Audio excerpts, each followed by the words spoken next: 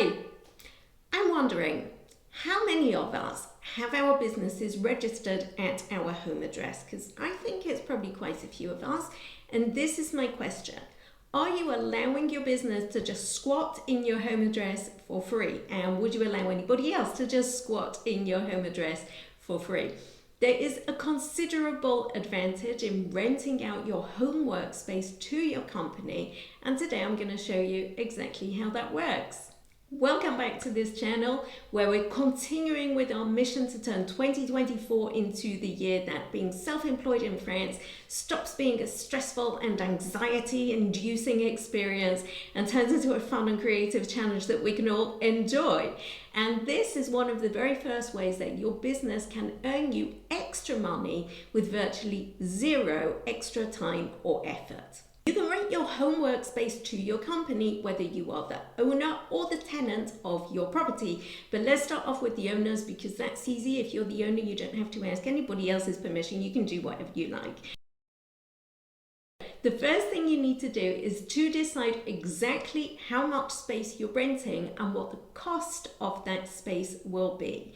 And you do need to make this a coherent amount of money. So you can't just say, I think this 15 square meters is worth about 2,000 euros a month.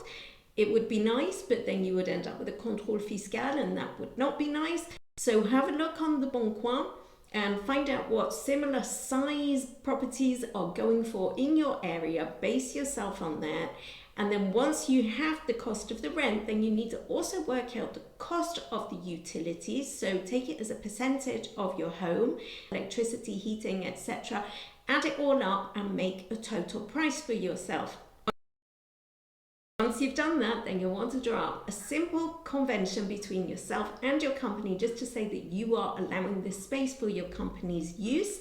It doesn't have to be a formal tenancy agreement. It's just a simple convention. It makes things nice and clear for the tax office, and your accountant should be able to do that for you very quickly and very easily.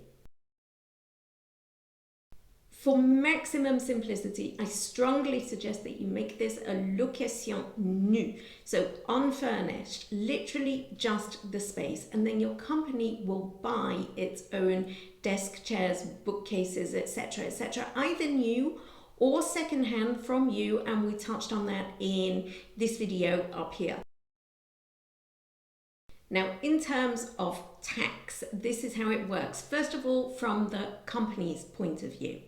So let's imagine that you have set yourself a total rent of 300 euros per month. Automatically, you are going to create for your company a perfectly legitimate expense of 3,600 euros per year. And remember, when you increase your company's expenses, then you decrease your company tax liability. So that's your first advantage. Now, from an income tax, your personal tax perspective, you have a choice as to how you declare this. You can either choose the micro-foncier or you can choose the régime réel. Are you starting to see a pattern with how these structures work? If your yearly rental does not exceed 15,000 euros per year, then you will naturally fall into the micro-foncier, where they will give you an abattement of 30% for your expenses. Let's take an example.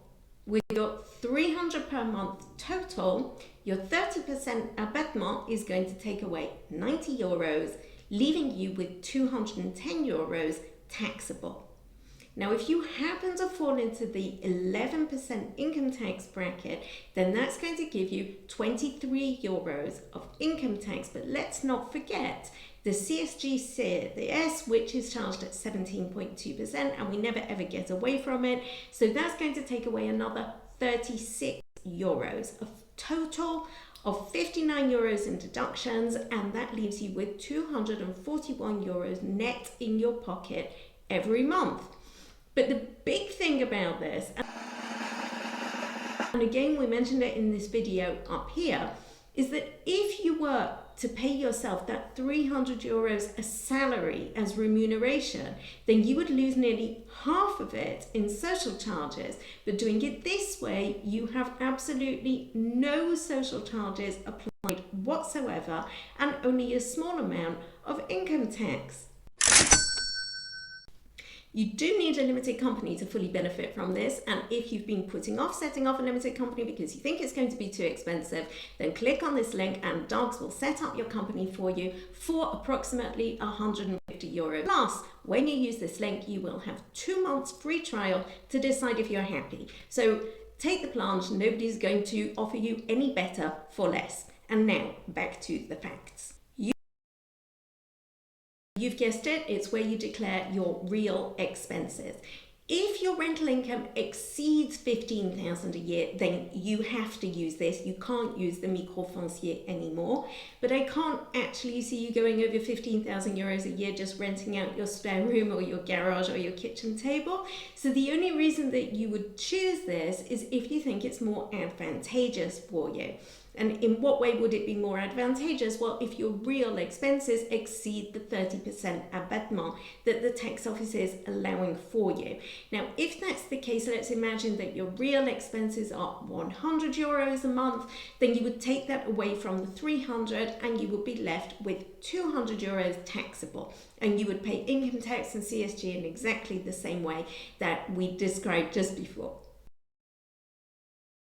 One other thing, if you choose the régime réel, then you're stuck with it for 3 years. So you can't go back to the microfoncier next year, or I'll go back to the régime réel again, or I'll go back to the microfoncier again. You're stuck with it for 3 years before you can change. So think carefully before you decide, make sure it's the right decision for you.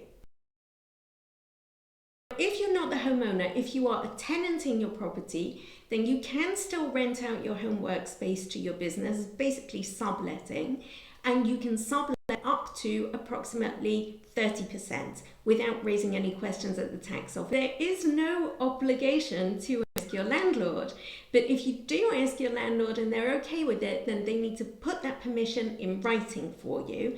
If you don't ask your landlord, or if you do but your landlord is not okay with it, then you can still sublet your home workspace to your company, but you have a limit of 5 years. And after 5 years, then you'll have to find yourself another solution because you can't carry on with this arrangement anymore. You will want to draw up a similar convention to the one that we mentioned just before, and you will be declaring your rental revenue not as a microfoncier but as a micro-BNC. So microfoncier is revenue that you receive from renting out your own property, and micro-BNC is when you sublet a property. So you will not have an abattement of 30%, you will have an abattement of 34%, and then you'll pay income tax and CSG in exactly the same way that we mentioned earlier. So owner or tenant, microfoncier or régime réel, you've managed to put nearly an extra €3,000 in your pocket every single year for virtually zero time or effort. And I think that that's worth doing. If you haven't subscribed yet, don't forget to do that, and I'll see you again very soon.